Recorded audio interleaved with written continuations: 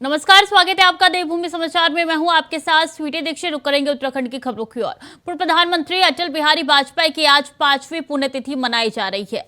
दिल्ली में जहां अटल समाधि स्थल पर राष्ट्रपति द्रौपदी मुर्मू और पीएम नरेंद्र मोदी समेत कई नेताओं ने पूर्व पीएम को श्रद्धांजलि अर्पित की, तो उत्तराखंड में भी सीएम पुष्कर सिंह धामी ने देहरादून में श्रद्धांजलि देकर उन्हें याद किया। तो ये तस्वीरें सीधे आप तक पहुंचा रहे हैं, जहां श्रद्धांजलि देकर सीएम पुष्कर सिंह धामी ने पूर्व प्रधानमंत्री को याद किया। आज पुण्यतिथि है, उनकी 5वीं पुण्यतिथि है। ऐसे में दिल्ली के जहां पे सदैव अटल के स्मारक पे पुष्पांजलि अर्पित की गई है पीएम द्वारा, तो वहीं देखिए तस्वीर देहरादून से निकल के सामने आ रही है, जहां पे सीएम धामी ने उनको श्रद्धांजलि अर्पित की है।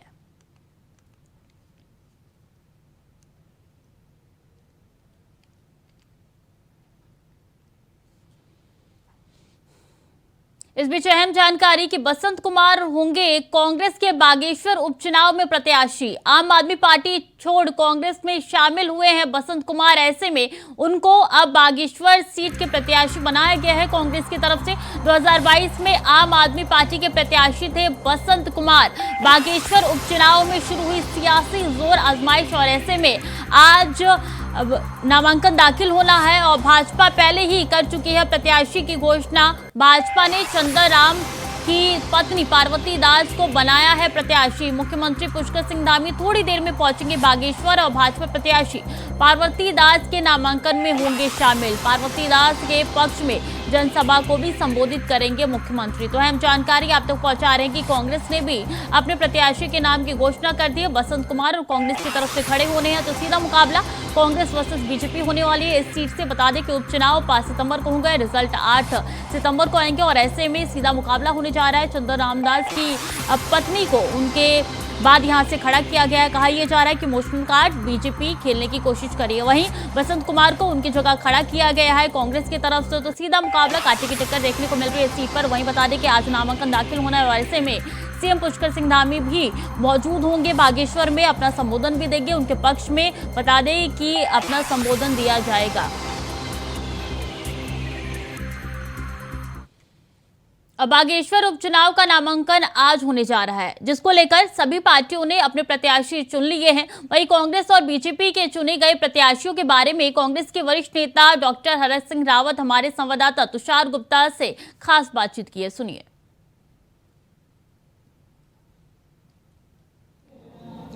बागेश्वर उपचुनाव को लेकर सरगर्मियां तेज हो गई है, और हमारे साथ बातचीत करने को मौजूद है कांग्रेस नेता हरक सिंह रावत जी। हरक सिंह रावत जी, बात की जाए भाजपा की, तो भाजपा ने पहले कांग्रेस के प्रत्याशी को तोड़ा, उसके बाद एक ट्रम्प कार्ड की तरह पार्वती दास को टिकट दे दिया। तो किस तरह से देखते हैं इसको? देखिए, भाजपा के अंदर ये जो तोड़ फोड़ करने की राजनीति है, ये लोकतंत्र के लिए मैं सोचता हूँ बहुत खतरनाक है। वैसे देखिए, 2016 में हमने भी कांग्रेस छोड़कर भारतीय जनता पार्टी में सम्मिलित हुए, लेकिन मैंने ये महसूस किया है कि भाजपा जो देश के अंदर राजनीति कर रही है, उत्तराखंड के अंदर जो राजनीति कर रही है, उससे उत्तराखंड का लोकतंत्र, देश का लोकतंत्र कमज़ोर हो रहा है। और क्योंकि भारतीय जनता पार्टी पे आज अगर देखें आप, चाहे उत्तराखंड हो चाहे देश हो, 80% जो नेता हैं वो कहीं ना कहीं कांग्रेस से गए हुए लोग हैं, कांग्रेस के स्थापित नेता हैं। भारतीय जनता पार्टी का भरोसा अपने कार्यकर्ताओं पर, अपने नेताओं पर भरोसा नहीं है, और इसलिए वो दूसरी पार्टियों से उधार लेकर या दूसरी पार्टियों को लालच देकर, दूसरे पार्टी के नेताओं को लालच देकर अपने यहाँ सम्मिलित कर रहे हैं। और ये निश्चित रूप से ये उनकी कमजोरी है, ये उनका ये साफ जाहिर करते हैं कि भारतीय जनता पार्टी में अच्छे नेता नहीं हैं, अच्छे कार्यकर्ता नहीं हैं, और इसलिए वो दूसरी पार्टियों से अपने यहाँ सम्मिलित करा रहे हैं। और निश्चित जहाँ तक बागेश्वर की घटना है, जब कांग्रेस से उन्होंने जो वो ज्वाइन करवाया, तो ये दुर्भाग्यपूर्ण स्थिति है। मैं नहीं समझता हूँ कि ये आना जाना लगा रहेगा, लेकिन इस समय कांग्रेस के नेतृत्व में इंडिया जो गठबंधन है वो एक मजबूत हो रहा है। बागेश्वर भी कांग्रेस मजबूती के साथ चुनाव लड़ेगी। इस समय बागेश्वर में इस बात का चुनाव नहीं होगा ये ठीक है कि एक वहाँ के विधायक की मृत्यु हुई है, हमें दुख है इस बात का, हम शोक कर रहे हैं, लेकिन वो उन तक था, माननीय विधायक पूर्व मंत्री जी जिनका देहांत हुआ है उन तक था। लेकिन आज जिस तरह के उत्तराखंड में महिलाओं का सम्मान नहीं है, बच्चे बेरोजगार हैं, उससे कोई फर्क नहीं पड़ता कि एक सीट जीते या हारे, ना भाजपा पे फर्क पड़ता ना कांग्रेस को कोई फायदा होता है। लेकिन बागेश्वर के लोगों को ये मैसेज जरूर देना चाहिए कि उत्तराखंड के लोग इस समय जो उनकी नौजवान विरोधी नीतियां हैं, जिस तरह घोटाले उन्होंने किए हैं, भर्तियों में घोटाले हुए हैं, अंकिता हत्या हुई है, महिलाओं का सम्मान नहीं है, ये मैसेज देना चाहिए कि कांग्रेस को जितवाकर, कांग्रेस को आशीर्वाद देकर भारतीय जनता पार्टी को एक मैसेज देना चाहिए कि आपकी कुनीतियों के खिलाफ, आपके जो सरकार जनहित में काम नहीं कर रही है, जनहित के खिलाफ कर रही है, लोकतंत्र की हत्या कर रही है, इसके लिए यहाँ की जनता आपके खिलाफ है। आपने भाजपा की बात की, भाजपा को अपने कार्यकर्ताओं पे भरोसा नहीं है, लेकिन कांग्रेस की बात की जाए तो बसंत कुमार को लाया गया है आम आदमी पार्टी से प्रत्याशी के लिए। अब चयन देखिए, क्योंकि इस समय देखो आरक्षित सीट है, बसंत कुमार एक प्रभावशाली और जो देखिए आम पार्टी से इतने वोट लाना, वो निश्चित रूप से उनकी व्यक्तिगत ताकत है, और कांग्रेस की ताकत उनके साथ अगर लगेगी तो मैं सोचता हूँ ये बहुत बड़ी मजबूत ताकत बन जाएगी, और ये निश्चित रूप से मैं सोचता हूँ फायदेमंद। तो हरक का आकलन क्या कहता है कि बागेश्वर के चुनाव में कौन जीते? मजबूती के साथ लड़ाई होगी। देखिए, जीत हार की बात नहीं कर रहा हूँ मैं, लेकिन वहाँ कांग्रेस मजबूती के साथ लड़ेगी। सामान्य रूप से उपचुनाव में आपने देखा होगा कि वो सरकार के पक्ष में जाते हैं, क्योंकि लोगों को मालूम है कि भाई एक सीट, एक विधायक के घटने बढ़ने से कोई फर्क नहीं, कोई फायदा नुकसान नहीं है, लेकिन वो निश्चित रूप से उसका फायदा रूलिंग पार्टी को होता है। लेकिन इस समय हालात बदले हुए हैं और मुझे लगता है कि कांग्रेस मजबूती के साथ लड़ाई लड़ेगी। ये थे कांग्रेस नेता हरक सिंह रावत, जिनका कहना है कि भाजपा को जरूर इससे फ़ायदा मिलेगा, लेकिन कांग्रेस भी उपचुनाव के लिए मजबूती से लड़ने जा रही है। कैमरा जर्नलिस्ट निशांत चौहान के साथ मैं तुषार गुप्ता, इंडिया वॉइस, देहरादून।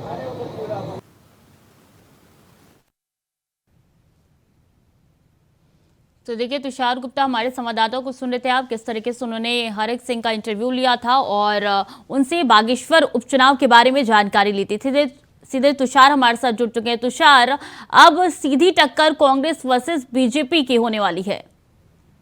जी हाँ, बिल्कुल। अगर बागेश्वर उपचुनाव की बात की जाए तो नामांकन आज है और उसको लेकर तमाम जो पार्टियां हैं उसमें कहीं ना कहीं एक जोश नजर आ रहा है। और कांग्रेस और भाजपा की बात की जाए तो टक्कर जरूर है, क्योंकि पहले कांग्रेस के प्रत्याशी जो पूर्व में 2022 में लड़े थे विधानसभा चुनाव के लिए, उन्हें भाजपा ज्वाइन कराया गया। उसके बाद जो चंदन रामदास की बीवी है, उन पार्वती दास, उनको अब प्रत्याशी का टिकट दिया गया है। तो एक कहा जा सकता है कि जो सहानुभूति का कार्ड जो भाजपा खेलने वाली है, वहीं कांग्रेस की बात की जाए तो आम आदमी पार्टी से बसंत कुमार को पार्टी का टिकट दिया गया है। उन्हें पहले कांग्रेस ज्वाइन कराई है और अब बसंत कुमार जो कांग्रेस की तरफ से लड़ेंगे। वहीं जो बात की जाए इंडिया गठबंधन की, तो अलग अलग पार्टियां इसमें इस बार जो समाजवादी पार्टी भी अपना एक प्रत्याशी उतारने जा रही है, तो तमाम जो आम आदमी पार्टी भी अपना प्रत्याशी अलग से उतारेगी। तो इंडिया गठबंधन उपचुनाव में नहीं देखने को मिलेगा। उसके बाद जो भाजपा और कांग्रेस का आपने सवाल पूछा, तो दोनों जो पार्टियां हैं वो मजबूती से इसमें लड़ेगी। हरक सिंह रावत का ये कहना है कि एक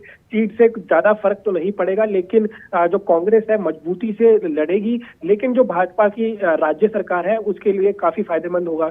तो उनका एक बार इशारों से ये भी कहना हो सकता है। देखिए, यही फर्क होता है जहां कांग्रेस एक तरफ कह रही है कि एक सीट से ज्यादा फर्क नहीं पड़ेगा, वहीं अगर दूसरी ओर देखा जाए तो बीजेपी पूरी कोशिश कर रही है, क्योंकि चुनाव नजदीक है, लोकसभा चुनाव, ऐसे में कोई भी कोर कसर बीजेपी नहीं छोड़ना चाहती है।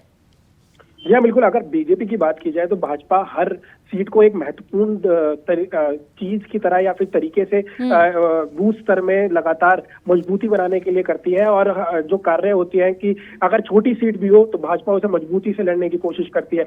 कि पूरे प्रदेश में जिस तरह से लोकसभा चुनाव पूरे देश में देखने को मिलेंगे, उसके बाद बागेश्वर एक कहा जा सकता है कि सेमीफाइनल हो पार्टियों के लिए, भाजपा और कांग्रेस के लिए, कि कौन किसकी मजबूती उसमें रहेगी। पर लेकिन अगर बात की जाए पूरे भाजपा की, तो भाजपा इस उपचुनाव में थोड़ी मजबूत लग रही है कांग्रेस से, लेकिन जिस तरह से हरक सिंह रावत ने कहा है कि पार्टी कांग्रेस पार्टी भी मजबूती से लड़ेगी, लेकिन भाजपा जो बूथ स्तर में जिस तरह से भी छोटी छोटी चाहे किसी भी पद के लिए लड़ाई हो उसे मजबूती से लड़ती है, और वही बागेश्वर उपचुनाव के लिए देखने को मिल रहा है। और ये बागेश्वर सीट भी काफी अहम है बीजेपी के लिए। चाहे जो मंत्री थे उनकी बात की जाए तो 4 बार लगातार वहां से विधायक रहे हैं। अगर पिछली बार चुनाव की बात की जाए तो 30,000 वोटों से वो जीते हैं वहां पे।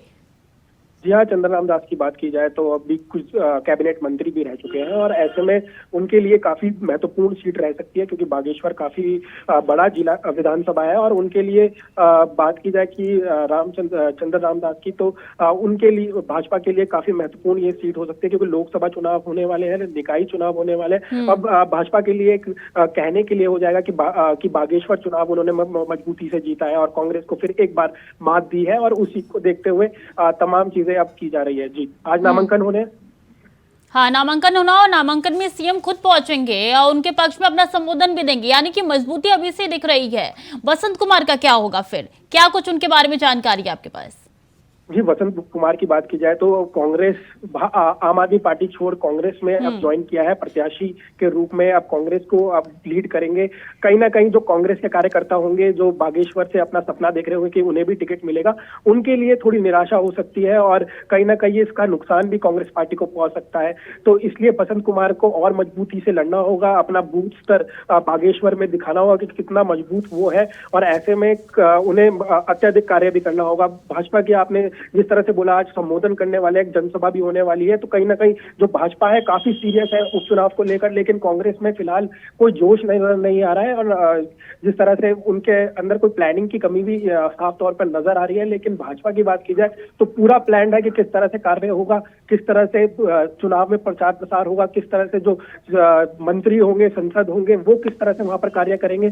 तमाम चीजों को लेकर पहले से ही बैठक हो चुकी है, और अब जो भाजपा है वो धरातल पर उतरने वाली है, और धरातल में जितनी भी योजनाएं, चाहे वो केंद्र की हो, राज्य की हो, सबको जन जन तक पहुंचाएगी, और उपचुनाव के लिए तमाम तैयारियां साफ तौर पर देखने को मिलेगी। वरना कांग्रेस की बात की जाए तो कांग्रेस के पास फिलहाल कुछ कहने को नहीं है, लेकिन जिस तरह से जो अंकिता हत्याकांड, बेरोजगारी, महंगाई, इन विषयों में जो कांग्रेस है वो लड़ सकती है। जी, अब देखना होगा कि 8 सितंबर को क्या कुछ नतीजे निकल के सामने आएंगे। बहुत बहुत धन्यवाद आपका तुषार।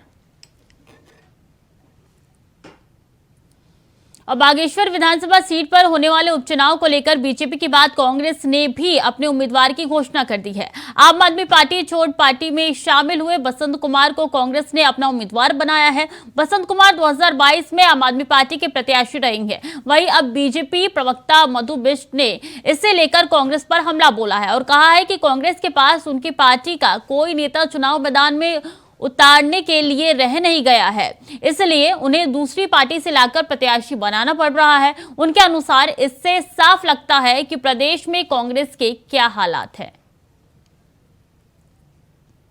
निश्चित रूप से कांग्रेस में आपने देखा होगा कि वहाँ के उनके वरिष्ठ जो कार्यकर्ता जो रहे हैं, बहुत उन्होंने वर्षों तक कांग्रेस की सेवा की है, उन कार्यकर्ताओं को एक किस्म से उनकी मेहनत को नकार दिया है और उसके बजाय दूसरे दल के नेता को लाकर उनको टिकट दिया है। तो कहीं ना कहीं उन कार्यकर्ताओं का जो वर्षों से मेहनत कांग्रेस के लिए कर रहे थे, उनका ये बहुत बड़ा अपमान है।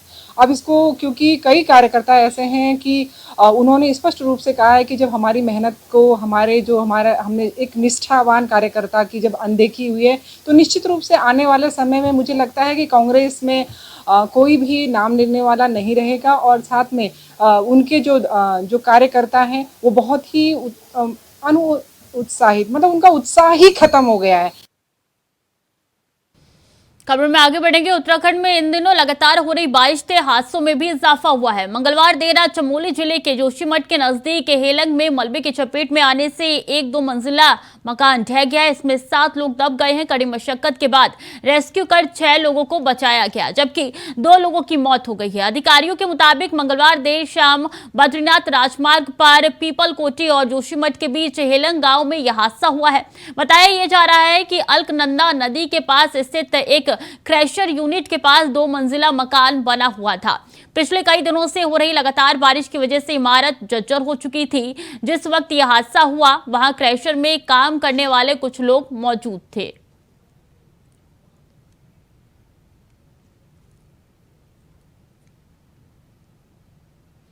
तो मकान गिरने से बता दें कि 2 लोगों की जान चली गई है। क्रैशर के पास यह हादसा हुआ है और ऐसे में कहा यह जा रहा है कि कई दिनों से जैसे बारिश हो रही थी, मकान के अंदर दरारें पड़ गई थी और ऐसे में ये बड़ी घटना बीते दिन हो गई है। मकान गिरने से 7 मजदूर ऐसे हैं जो अभी भी मलबे में दबे हुए बताए जा रहे हैं। इसी खबर पर ज्यादा जानकारी के साथ सोनू उनियाल हमारे साथ जुड़ चुके हैं। सोनू, अभी क्या स्थिति है, कितने लोगों को बाहर निकाला गया है? जिसमें 7 लोग घायल हो चुके थे, तो उसमें 2 लोगों की मौत हो चुकी थी। हालांकि 5 लोग हैं जो घायल बताए जा रहे थे। उसमें से 2 लोग की जो स्थिति है वो गंभीर बनी हुई थी, जिसके बाद उन्हें हेली से एयरलिफ्ट कर अस्पताल भेजा गया है जी। बाकी 3 लोगों की जो स्थिति है वो भी नाजुक बनी हुई है जी। यानी कि मलबे से सभी लोगों को बाहर निकाल लिया गया है?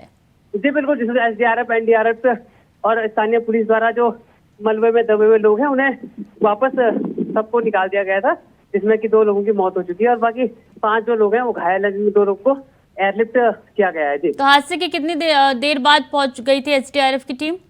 जी, सूचना मिलने के बाद लगभग आधे घंटे के करीब जो SDRF है, NDRF है, जो स्थानीय पुलिस है वो मौके पर पहुंची थी, जिसके बाद रेस्क्यू का कार्य लगातार जारी रहा जी। रात भर ये रेस्क्यू ऑपरेशन चला है क्या सोनू? जी बिल्कुल, जिस तरह से मलबे के जो लोग दबे थे उसमें से 2 लोगों को जल्दी ही बाहर निकाल दिया गया था। बाकी जो 5 लोग हैं उनमें से उन्हें जो रेस्क्यू करने में थोड़ी दिक्कतें आई, जिसका उन्हें लगभग आधी रात तक रेस्क्यू चला, जिसके बाद 2 लोगों की बॉडी, जो डेड बॉडी है, उन्हें निकाला गया था, सबको निकाला गया था। और बाकी जो घायल है उनको तत्काल उपचार के लिए जो सामुदायिक स्वास्थ्य केंद्र जोशीमठ है वहाँ लाया गया था उपचार के लिए जी। सोनू, बहुत बहुत शुक्रिया आपका तमाम जानकारियों के लिए। वक्त तो चला छोटे से ब्रेक का, जल्द लौट रहे हैं। ब्रेक के बाद एक बार फिर से स्वागत है आपका। खबरों में आगे बढ़ेंगे। देहरादून के परेड मैदान में स्मार्ट सिटी के तहत तेजी से काम हो रहा है। वहीं जिलाधिकारी और शिव स्मार्ट सिटी की तरफ से परेड मैदान में अलग से बच्चों के लिए किड्स मैदान को ऐड करने के निर्देश भी दिए गए हैं। जिलाधिकारी सोनिका के मुताबिक यहां पर बच्चों के आने की संख्या सबसे ज्यादा थी, इसलिए यहां पर किड्स जोन विकसित किया जा रहा है। इस जगह पर बच्चों को एस्ट्रोनॉट, प्लांट जैसी कई वैज्ञानिक चीजों की जानकारी मिलेगी, जो उनके ज्ञान को बढ़ाने वाली होगी।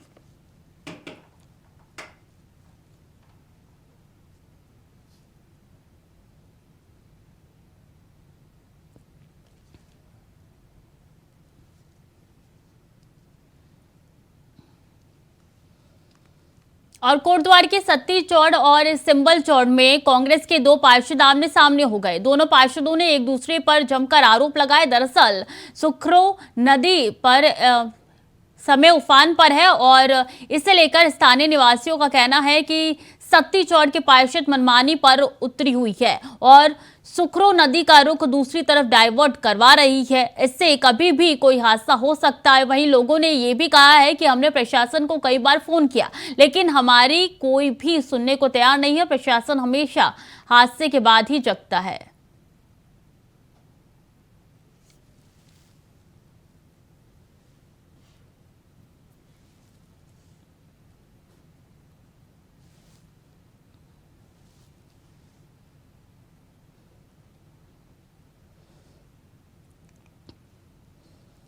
MDDA अब देहरादून ISBT का जर्नी द्वार करने की तैयारी कर रहा है।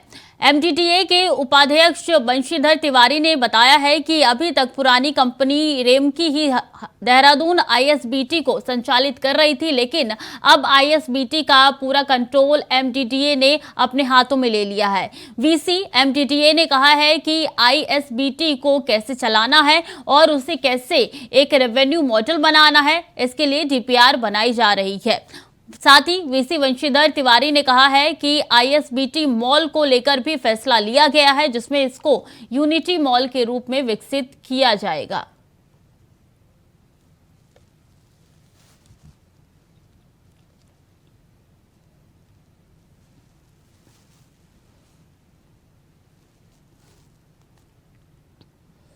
और केदारनाथ यात्रा में घोड़ा खच्चर संचालन के बारे में सचिव पशुपालन BVRC पुरुषोत्तम ने जानकारी देते हुए बताया कि केदारनाथ यात्रा में केवल एक ही ट्रिप घोड़े से पूरे दिन में ही की जाएगी। साथ ही यात्रा के दौरान घोड़ों को कितना वजन लेकर जाना है, इसके लिए भी हाई कोर्ट में चर्चा हुई है, जिसको लेकर सचिव ने कहा है कि यात्रा मार्ग में लगभग 4 अस्पताल खोले जाएंगे, जिसमें 2 टेम्परेरी और 2 अस्थायी अस्पताल शामिल होंगे। वही यात्रा में जाने से पहले घोड़े की मेडिकल जांच होगी। अगर स्वस्थ घोड़ा यात्रा के दौरान संचालक लेकर गया तो उसके ऊपर कार्रवाई भी हो सकती है, अगर घोड़ा अस्वस्थ हुआ तो।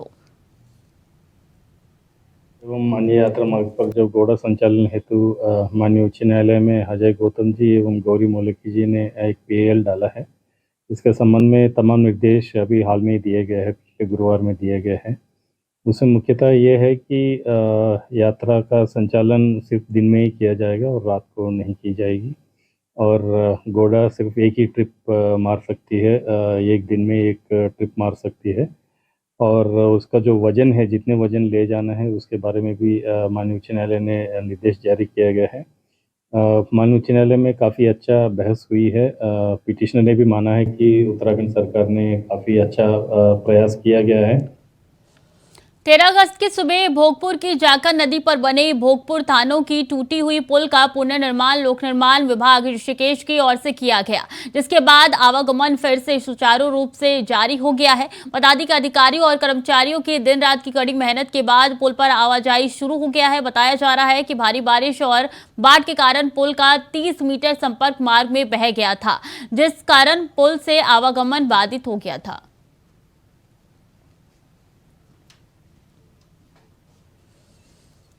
तो फिलहाल के लिए बुलेटिन में इतना ही। खबरें लगातार जारी है, देखते रहिए इंडिया वॉइस।